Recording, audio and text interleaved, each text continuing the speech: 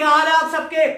अब इस चैप्टर का, एम्प्लॉयमेंट के चैप्टर का लास्ट टॉपिक क्या, अनएम्प्लॉयमेंट, बेरोजगारी।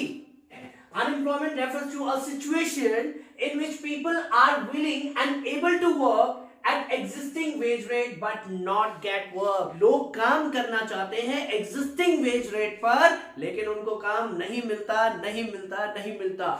अनएम्प्लॉयमेंट के तीन पार्ट्स हैं, डिस्गाइज अनएम्प्लॉयमेंट, सीजनल अनएम्प्लॉयमेंट और ओपन अनएम्प्लॉयमेंट। सबसे पहले अगर हम बात करें डिस्गाइज अनएम्प्लॉयमेंट, जिसे हम हिडन अनएम्प्लॉयमेंट भी कहते हैं, ये ज्यादातर क्या होता है, ये एग्रीकल्चर में पाया जाता है। It refers to a state in which more people are engaged in work than are really needed, यानी जितने लोगों की वहां पर काम पर जरूरत है उससे ज्यादा लोग एंगेज हो रहे होते, काम कर रहे होते हैं। जितने लोगों की जरूरत है उससे ज्यादा लोग वहां पर काम करते हैं, उसे कहते हैं डिस्गाइज अनएम्प्लॉयमेंट। और यहां पर अगर हम बात करें कि ये ज्यादातर इंडिया के अंदर एग्रीकल्चर में पाई जाती है बेरोजगारी, और 1950s में 1/3 of agriculture workers in India were disguisedly unemployed, यानी 1/3 ऑफ एग्रीकल्चर वर्कर्स, एग्रीकल्चर के वर्कर्स 1/3 क्या थे, डिस्गाइजली अनएम्प्लॉयड थे, यानी कि लग तो रहा था कि काम कर रहे हैं बट एक्चुअल में वो काम नहीं कर रहे थे, क्योंकि जितने लोगों की जरूरत है उससे ज्यादा उस खेत पर लोग क्या कर रहे थे, फील्ड पर क्या कर रहे थे, काम कर रहे थे। अब बात आती है सीजनल अनएम्प्लॉयमेंट की। सीजनल अनएम्प्लॉयमेंट क्या होता है, मौसमी बेरोजगारी, मौसम के हिसाब से क्या होना, चेंज होना, यानी जैसे कभी विंटर कभी समर, उसके हिसाब से क्या होता है कि हार्वेस्ट भी ग्रो होती है, उसके हिसाब से क्या है, कुछ गुड्स होते हैं जो क्या करते हैं, सर्दियों में चलते हैं, गर्मियों में नहीं चलते, गर्मियों में चलते हैं तो सर्दियों में नहीं चलते, तो उस टाइम के लिए क्या होती है, बेरोजगारी आ जाती है ना। तो लोग क्या हो जाते हैं, अनएम्प्लॉय हो जाते हैं, तो उसे हम कहते हैं सीजनल अनएम्प्लॉयमेंट। तो refers to the unemployment that occurs at certain seasons of the year, जो सिर्फ उसी सर्टेन सीजन में क्या है वो चीज चलती है, तो उस टाइम पर वो एम्प्लॉयड होते हैं, उसके बाद वो क्या हो जाते हैं, बेरोजगार हो जाते हैं।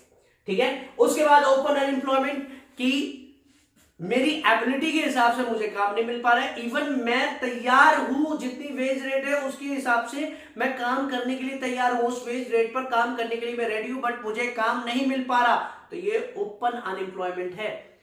यानी I am willing to do work at existing wage rate but I am not getting work, तो this is called open unemployment. ये भी हमारे देश के अंदर बड़े प्यार से मिल जाती है, जगह जगह मिल जाती है। ठीक है, now we are talking about causes of unemployment.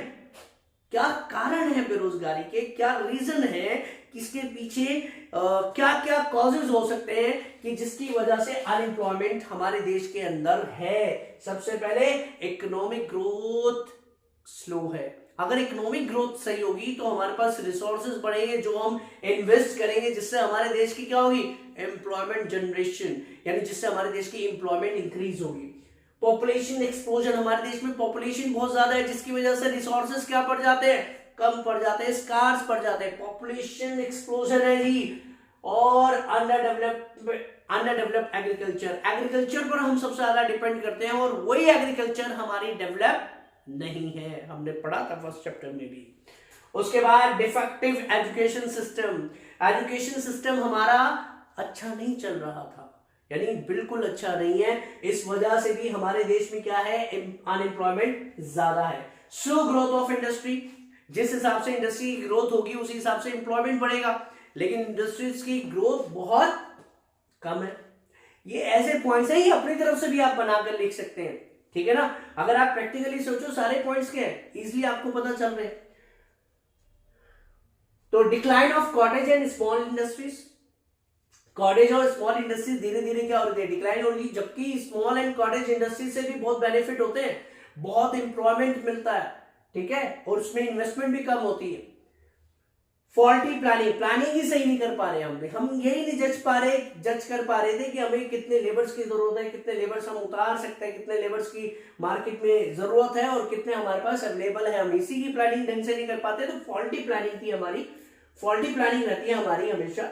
Low capital formation, investment बहुत कम, क्योंकि जब इन्वेस्टमेंट कम होगी तो जाहिर सी बात है कि एम्प्लॉयमेंट भी कम होगा। फिर इनएडुकेट एम्प्लॉयमेंट प्लानिंग, यानी हमारे देश के अंदर एम्प्लॉयमेंट प्लानिंग क्या है, प्रॉपर नहीं है। इनएडुकेट एक एम्प्लॉयमेंट प्लानिंग है, हम सही ढंग से अपने एम्प्लॉयमेंट की प्लानिंग करने में असफल रहते हैं। ठीक है, तो ये क्या है, सारे कारण थे किसके, this were the causes of unemployment. अब बात आती है कि इसको हम कैसे ठीक कर सकते हैं। भाई ये जो पॉइंट्स पड़े थे ना, इसी को ठीक कर दो, जो कमियां थी इसी को सुधार लो, तो क्या हो गया, वो मेजर्स हो गए। तो रेमेडियल मेजर्स क्या क्या थे, देखो यही हमने पीछे करा था, स्लो ग्रोथ रेट थी जीडीपी की, तो यहां पर लिख दिया accelerating growth rate of GDP. वहां लिखा था पॉपुलेशन एक्सप्लोजन, तो यहां पर आ गया कंट्रोल ऑफ पॉपुलेशन ग्रोथ। ठीक है, एक तीर से दो निशान है।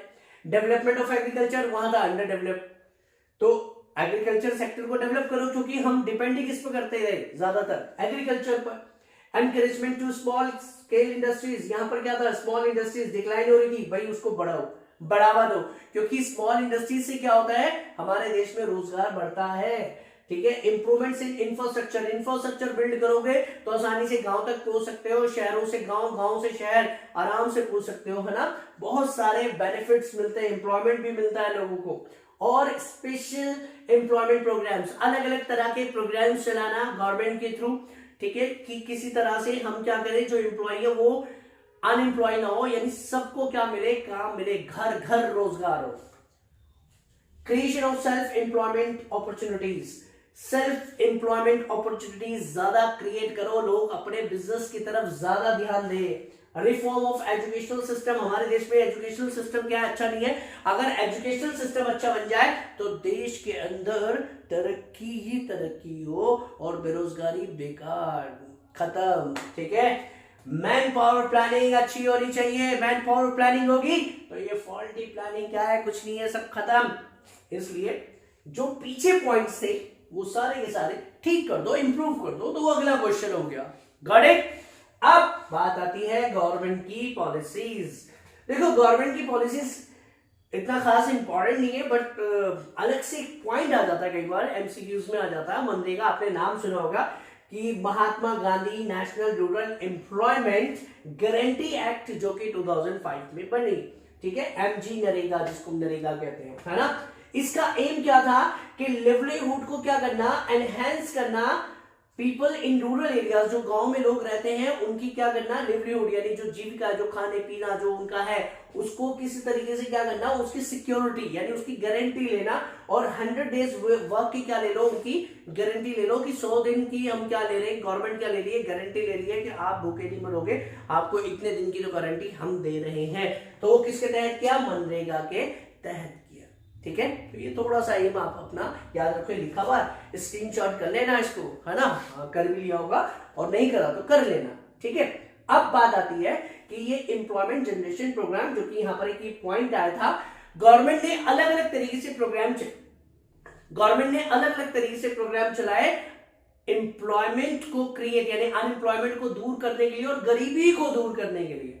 अब वो क्या क्या थे, वही एक मनरेगा, जैसे national rural employment guarantee act, prime ministers रोजगार योजना, स्वर्ण जयंती शहरी रोजगार योजना, कई तरह के इस तरह के प्रोग्राम चलाए थे जो कि गरीबी और बेरोजगारी को दूर करने के लिए चलाए गए थे।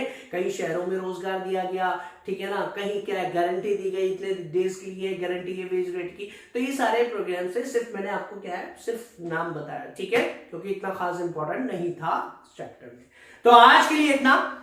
हम नई वीडियो में नए चैप्टर लेकर आए, नए जोश के साथ आएंगे। जब तक के लिए good bye, tata, take care, जय हिंद।